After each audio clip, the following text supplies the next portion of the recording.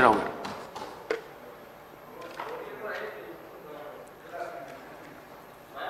Speaker sir, ఈ అంశం చాలా ప్రాధాన్యత కలిగింది కనుక అవసరమైతే రాత్రి 12 దాకైనా మాట్లాడదాం. టైం ఇవ్వండి, ఒక్కసారి కాకపోతే 2 సార్లు టైం ఇవ్వండి, క్లారిఫికేషన్ ఇద్దాం. మొన్న కూడా సభ 15 రోజులు జరపాలంటే గౌరవనీయులు ఎలియా మినిస్టర్ గారు రెడీ ఫర్ 15 days అన్నారు. We are ready. Let us discuss in thorough, ప్రజలకు అర్థమయ్యేటట్టు, సభ్యులకు అర్థమయ్యేటట్టు, సభ రికార్డులు సరిచేసే విధంగా మంచిగా వివరంగా మాట్లాడుకుందాం. ఏం తొందర లేదు అధ్యక్ష. కానీ దయచేసి మైక్ ఆపొద్దు, మధ్యలో ఇంటరప్షన్స్ వద్దు. నేను మాట్లాడేటప్పుడు రాసుకోమనండి, నేను లేవలేదు. తర్వాత వాళ్ళు ఎంతసేపు అన్నా మాట్లాడమనండి, తర్వాత నాకు మైక్ ఇవ్వండి, ఐ విల్ క్లారిఫై.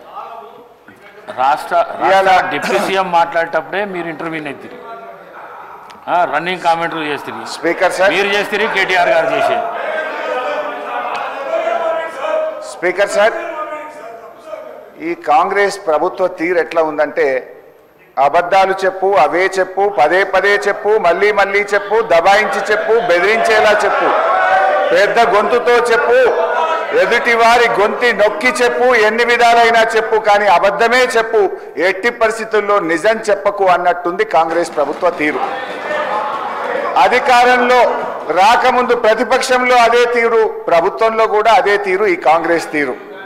బహుశా ఇంకో 4 ఏళ్ళు కూడా అదే తీరు కొనసాగిస్తారని కూడా మాకు అర్థమవుతా ఉంది. కానీ మా గొంతు నొక్కినా నిజమే చెప్తాం. మేము చెప్పేవన్నీ నిజాలు, అర్ధరాత్రి నిద్రలో అడిగినా నిజమే చెప్తామని చెప్తూ నా ఉపన్యాసాన్ని ప్రారంభిస్తా ఉన్నాను. అధ్యక్ష, సింపుల్. నేను లెక్కల్లోకి పోయే ముందు I want to set right the house records and I want to challenge the బట్టి గారు.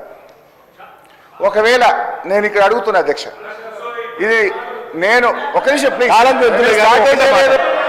ఛాలెంజ్ వద్దండి, మీకు నాకు ఛాలెంజ్ ఎందుకు? ఛాలెంజ్ వద్దు, ఒకటే మాట్లాడి కూర్చున్నా. సార్ హరీష్ గారు, నేను ఒకటే మాట్లాడుతున్నాను, ఛాలెంజ్ చేయట్లేదు వారితో. ఒక నిమిషం, నేనేం ఛాలెంజ్ చేయట్లేదు వారితో, ఒక మాట అడగదలుచుకున్నాను మీ ద్వారా పర్మిట్ చేసి. నేను ఒకటే అడుగుతా ఉన్నాను, ఈ tentative risk weighted out standing guarantee అనేటువంటి అమౌంట్ కాలంని నీకంటే ముందున్న ఆర్థిక మంత్రులు ఎప్పుడైనా పెట్టారా? నీ తర్వాత వచ్చిన వాళ్ళు ఎప్పుడైనా పెట్టారా? ఈ రెండింటి సమాధానం చెప్పానండి. ఇది మీ ఒక్కళ్ళు వచ్చినప్పుడే ఎందుకు వచ్చింది? ఇది మీకంటే ముందున్నటువంటి వాళ్ళు కూడా ఆర్థిక శాఖ మంత్రులుగా ఎప్పుడైనా పెట్టారా? ఇంక్లూడింగ్ మీ టైంలో ముఖ్యమంత్రిగా పనిచేసిన చంద్రశేఖరరావు గారు ఆర్థిక శాఖ మంత్రిగా ఉన్నప్పుడు వారు కూడా పెట్టలేదు. మీరు ఒక్కళ్ళే ఎందుకు పెట్టాల్సి వచ్చింది? అది మీ టైంలోనే ఎందుకు ఇట్లా చేశారు? ఎందుకు ఇంత సభని ప్రజలు తప్పుదో పట్టించారు? మీరు దాని ఒక్కదాని సమాధానం చెప్పండి.